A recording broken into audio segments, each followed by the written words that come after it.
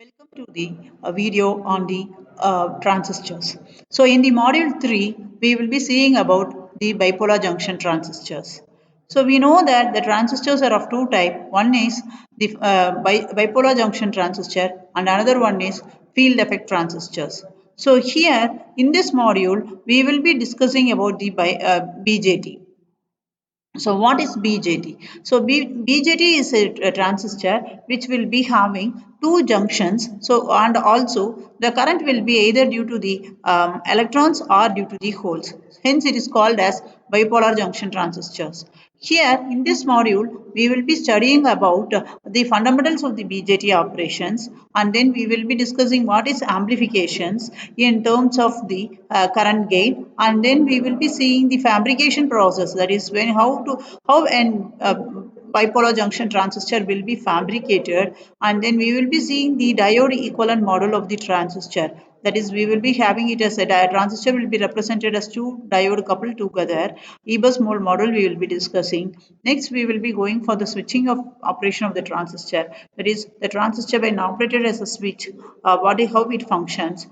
That is in the cutoff and saturation region. And then we will be going for the secondary effect of the transistors, like drift in the base region and also base narrowing. The third one will be the avalanche breakdown. So these are the topics which we will be covering in the forthcoming videos of third module. Okay, so coming to the transistor, we know that BJT is bipolar junction transistor. It consists of three layers. That is, the three layers are called as emitter, base and collector, and these three layers will be connected to three contacts: emitter, base and collector. Similarly, so the current which is supplied to the base will control the amount of current that flows through the collector and emitter. So the output current is controlled by the input current, and hence this is called as an current control devices. So normally the IB current will be in terms of microamperes for a normal transistor, and the IC and IE current will be in terms of the milliamperes. So next, the transistor schematic and the types. So there are two types of transistor. One is called as NPN transistor, that is a bipolar transistor by junction transistor can be classified as NPN and PNP transistor. So NPN stands for the three layers, with the emitter is N, base will be collector region, and N will be again the collector will be the N region. So here, for a normal operation, our emitter to base junction will be always forward biased, and collector to base junction will be reverse biased. So when we come for the current, so the arrow mark in my transistor symbolic representation always indicates the conventional current. So for an NPN transistor, the conventional current will be coming out from the emitter, hence the arrow mark will be pointing outside. In case of PNP transistor, the current direction will be such that the emitter current will enter the emitter terminal, and hence in the symbolic representation we can see that our symbol, the transistor symbol, the arrow mark will be pointed inward. Now, coming to the characteristics curves of the transistor. So, any operation, any device operation can be represented by its characteristics curve. So, here you will be having two characteristics curve. One is called as the input characteristics curve, and another one is called as the output characteristics curve. So, before that, we will see what is transfer characteristics. The characteristics curve can be drawn to show the usual parameter of the transistors. So the main usual parameter is the current gain beta. So beta is the current gain of a common emitter configuration. We know that common emitter is nothing but emitter will be common to both the input terminal and the output terminal. So here the base is taken as the input terminal and the collector is the output terminal.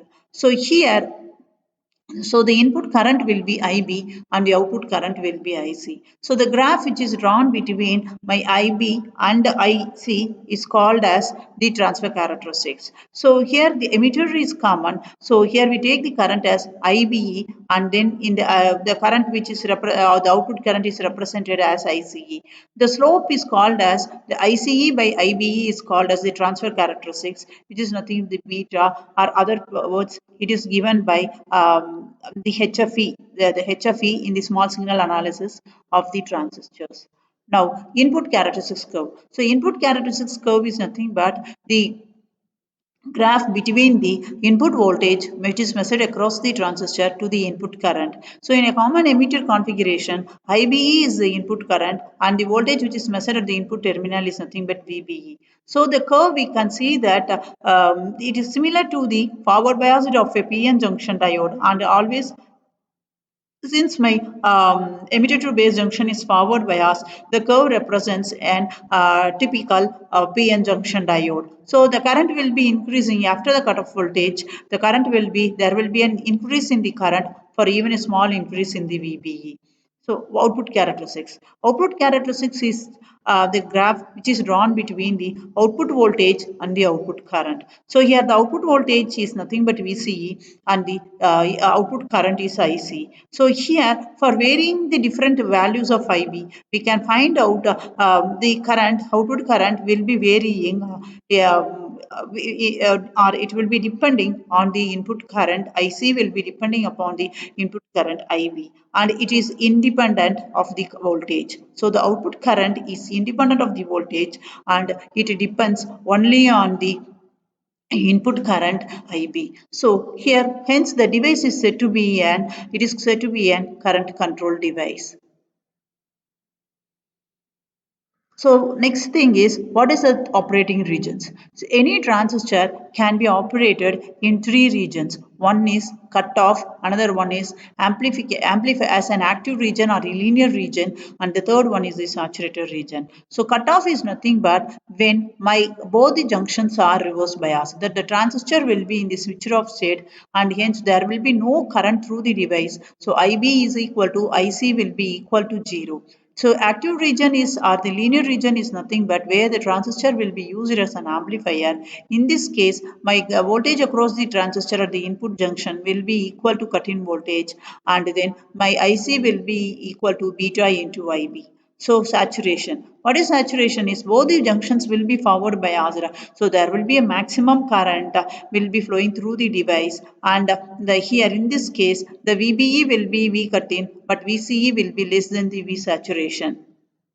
So here, based upon where the transistor is operating, we can say that the transistor can be operated as a switch and the transistor can be operated as an amplifier. So what is the switch? So the BJT switch is nothing but when the transistor operates in cutoff and saturation, so it will be acting as an on and off switch. So when compared to the mechanical relay, we can say that these can be used, it will be very useful for the digital applications. That is, a small current will be used to control a large current, and also it will be operating in the saturated or cutoff regions. So as an amplifier, we can see in this circuit, the transistor can act as an amplifier and it will amplify the signal level, whatever is given, and it is fed to the loudspeaker here.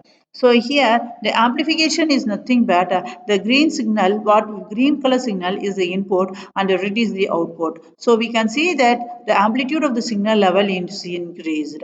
And then when the transistor is operated in the cutoff and the saturation, so the transistor is said to be in the it is said to be operated in the switch. It is operated as a switch. So when the transistor is acting in the linear region, that is when it is acting as an in the active region, the transistor will be acting as an amplifier, and here we can see that there is a certain limit for it after which the output will be getting flipped off. So here in this video we have discussed what is the transistor, and we have seen the overall view of how a transistor operates and what is the application of it. So in the forthcoming videos we will be discussing the topics regarding to the syllabus. Thank you.